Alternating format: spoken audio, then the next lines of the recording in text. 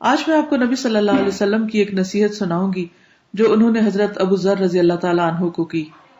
اس میں ہمارے سیکھنے کی بہت سی باتیں ہیں. مشکات میں ایک حدیث ہے.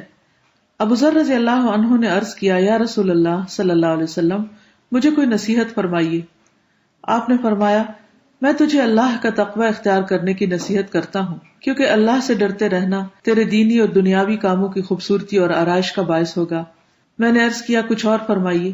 آپ نے فرمایا، قرآن مجید کی تلاوت اور اللہ کے ذکر کو اپنے لیے ضروری قرار دے، اس لیے کہ وہ اللہ تعالیٰ کا ذکر آسمان میں تیرے ذکر کا موجب ہوگا اور زمین پر وہ نور معرفت کا باعث ہوگا.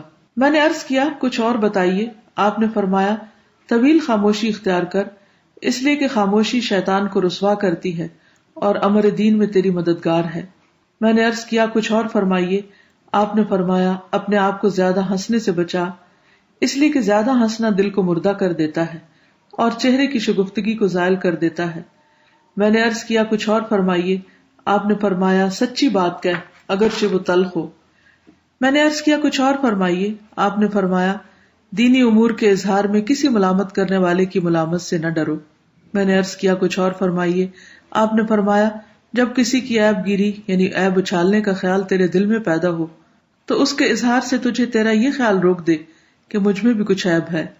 سبحان اللہ، کتنی پیاری نصیحتیں ہیں جو ہمارے نبی صلی اللہ علیہ وسلم نے کی. اللہ سے دعا ہے کہ وہ ہمیں عمل کی توفیق عطا فرمائے اور ہمارے اخلاق اور کردار کو سنت کے مطابق ڈھال دے. السلام علیکم ورحمۃ اللہ وبرکاتہ.